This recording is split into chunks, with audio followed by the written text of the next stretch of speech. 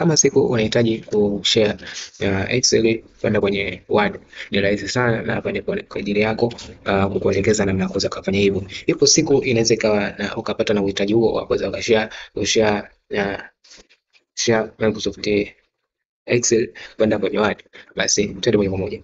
Mimi hapa nina Excel yangu hii hapa ambayo nimejiandikia hapa hivi. Nimejiandikia kwa kifupi kama unavyoona. Hii hapa Excel yangu.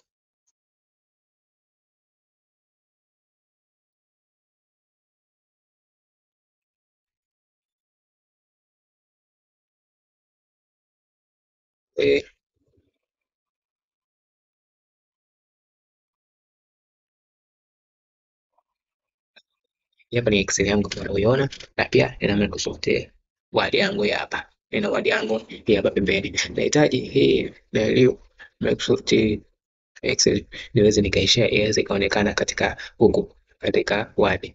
Sio kucopy tu. Hapa ni kushare link ama kucopy link. Kwa namna ya kucopy link tunafanyaje basi? Tutakuja hapa katika Excel yetu, tunahitaji maana Excel ndio iende kwenye Word. Copy. Tutaicopy hii hapa kama ilivyo. Tukisha copy tutabonyeza right click kama kawaida, tutakuja tutacopy. Nahitaji hapa ni kuonyeshe utofauti, tutacopy. Hivi ndio tunapofanya kawaida, tunahitaji kucopy, tunakuja tunaiweka hapa hivi, tutakuja kuipaste hapa kwenye Word.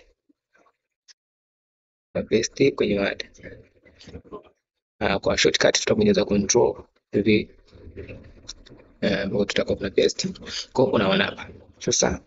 Tuchukulie hapa hivi huko, tulisema kushare link kutoka kwenye Excel kwenda kwenye Word, na maana kwamba vitu ambavyo tunavifanya katika Excel basi kwenye Word hapo vinakuwa vina change. Hapo ndio tunapokuwa tumeshare au tumelink Excel pamoja na Word. Sasa hapa tuone utofauti wa mambo mawili hapa. Kuna hii nimeicopy kawaida unavyoona katika Word. Tende hapa katika Excel, nafuta hii hapa D. Nikifuta hii D nitabonyeza Control S kwamba ni save, itakuwa ni save.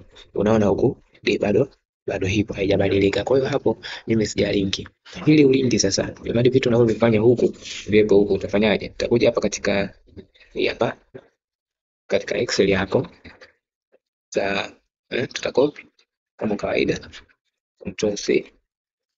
Kama unaweza copy kawaida kubonyeza right click, then utabonyeza copy, then utakuja huku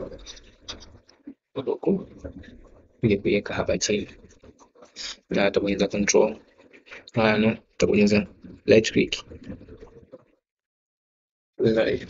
Hapo naona kuna option hizi, kuna option katika paste, kuna options, paste options. Sasa tuachane na namba moja hiyo wameandika formatting, sawa, itakuwa ni kawaida.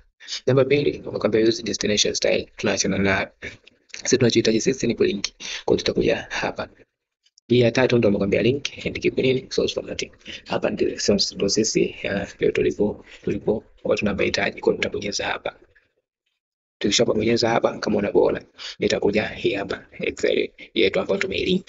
Sasa utofauti wa hii na hii, angalia hapa tulipobadilisha huko katika Excel, tukianza hii ya kwanza tumebadilisha katika Excel, huko kubadilika chochote, lakini tukokuja hapa, umekuja hapa hivi, kuja hapa kuangalia, je, tukibadilisha katika Excel huko na kubadilika. Naona tutaweka hapa, tutaweka B B then to save.